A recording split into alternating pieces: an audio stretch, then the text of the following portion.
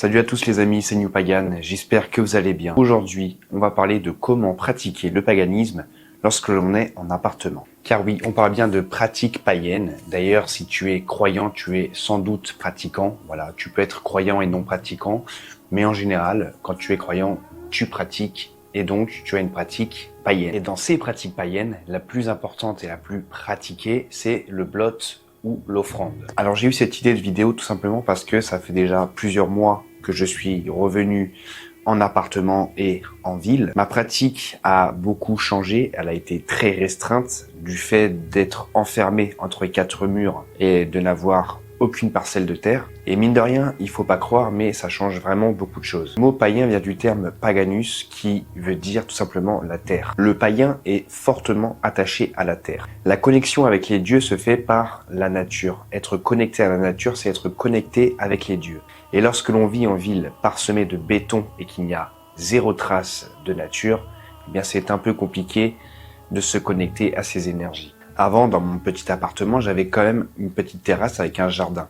Là, au jour d'aujourd'hui, je n'ai strictement rien du tout. Je n'ai pas une seule parcelle de gazon, je n'ai pas un seul arbre. J'ai fêté la Vetrenaetre, qui est donc la nuit de l'hiver, qui est une fête de tradition à Satrou. Voilà, je n'ai pas fêté la Samhain et compagnie. J'ai fait une offrande et mon offrande est toujours derrière moi. Voilà, dans cette petite shop de bière et il faut que je la rende à la nature. Et c'est compliqué lorsqu'on n'a pas de nature autour de soi. Et donc dans cette vidéo, je vais tout simplement essayer de trouver des petits subterfuges, des choses pour contourner cette restriction que l'on peut subir lorsque l'on vit en ville et qu'on n'a tout simplement pas de jardin, de terrasse. Alors, il y a une première solution qui serait tout simplement de vider cette offrande de bière par-dessus la fenêtre, peu importe que l'on ait de balcon ou pas, on a tous une fenêtre et on peut vider cette bière par la fenêtre. Le problème, c'est que on ne sait pas qui est en bas. Ce n'est pas spécialement du gazon, ça peut être la rue directement, ou même chez les voisins, et c'est embêtant de vider de la bière chez un voisin. Et en plus de ça, là c'est une bière, mais lorsque c'est de la nourriture, je ne m'amuserai pas à vider de la nourriture par la fenêtre. Alors j'ai 3 solutions à vous proposer pour vider une libation de type liquide.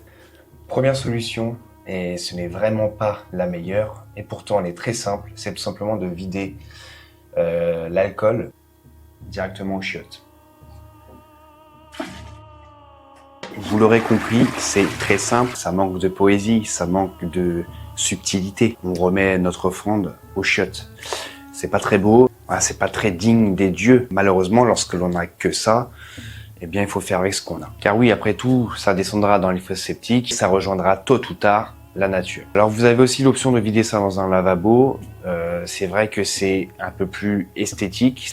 Maintenant, lorsque vous avez des offrandes de nourriture, eh bien, ça ne passe pas dans le lavabo. Alors, je vous propose une autre solution, et celle-là, que vous ayez un balcon ou non, on peut très bien la faire. Malheureusement, elle est peut-être un peu coûteuse. Je ne l'ai pas encore mise en place, mais je pense que je le ferai tôt ou tard. Il s'agit en fait tout simplement, de trouver une plante et de la mettre en pot. Ce pot, vous le placerez soit sur un balcon si vous avez la chance d'avoir un balcon, un rebord de fenêtre, ou tout simplement une plante d'intérieur que vous pouvez laisser donc à l'intérieur de l'appartement. Dans ce pot, vous pourrez y vider vos libations, donc vos offrandes de liquide. Attention à ne pas trop charger, vide pas non plus une bouteille à l'intérieur suivant la taille du pot.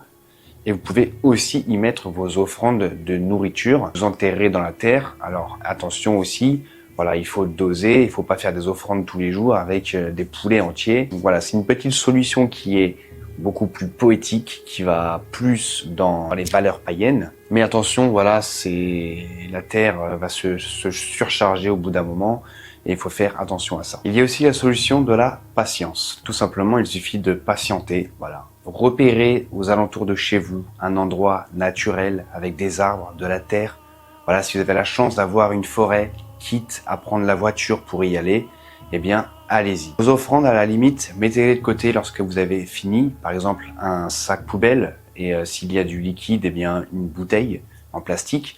Videz tout ça dans ce sac ou dans cette bouteille et un jour, prenez le temps d'aller en nature et de remettre toutes ces offrandes à la terre. Ça ne rendra le moment que plus important et aussi plus spirituel que d'aller à cet endroit et d'y verser toutes vos offrandes. Prenez aussi un moment pour remercier les dieux et profiter de l'énergie de la nature. Voilà, après je comprends qu'on n'ait pas tous une forêt autour de chez soi ou un endroit avec des arbres, mais voilà, en cherchant bien, je pense que l'on peut trouver au moins un petit coin qui ressemblerait à un coin de nature.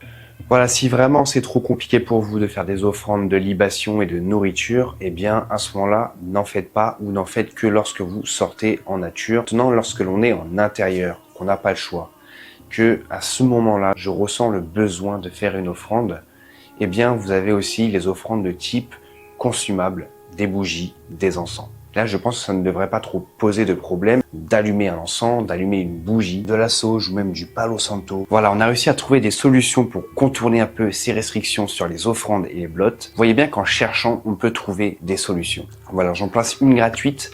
Lorsque j'avais une cheminée, j'ai passé le meilleur Yule de ma vie où j'ai pu faire la bûche de Yule. Donc voilà, cette année, je ne pourrais pas le faire.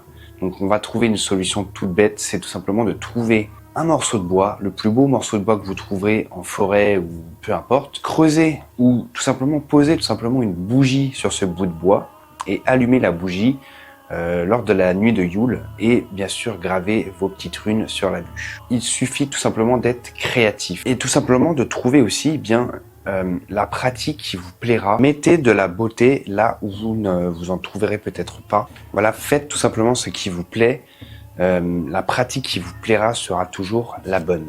Et encore une fois, les offrandes ne sont pas obligatoires. Voilà, ce n'est pas parce que tu ne fais pas d'offrande, que tu ne fais pas de blotte, que tu n'es pas un bon païen. Ça ne fonctionne pas comme ça. Tu n'es pas obligé de pratiquer, même si tu es croyant. C'est juste que voilà, si tu vas avoir une bonne relation, une bonne connexion avec les dieux, alors il vaut mieux effectivement pratiquer le blot. Voilà les amis, c'est tout pour cette vidéo. J'espère qu'elle vous aura plu et qu'elle vous aura aidé. N'hésitez pas à vous abonner, c'est très important pour la chaîne, à commenter et à liker la vidéo. Voilà, ça m'aide beaucoup. J'ai vraiment besoin de force pour avancer sur cette chaîne qui s'essouffle un petit peu malheureusement. Et voilà, j'ai besoin d'un second souffle. Et ce second souffle, c'est vous qui me l'apporterez. Donc voilà. Sur ce les amis, c'était New Pagan. Prenez soin de vous, prenez soin de la nature, que les dieux vous gardent. Et je vous dis à une prochaine pour une nouvelle vidéo. Ciao.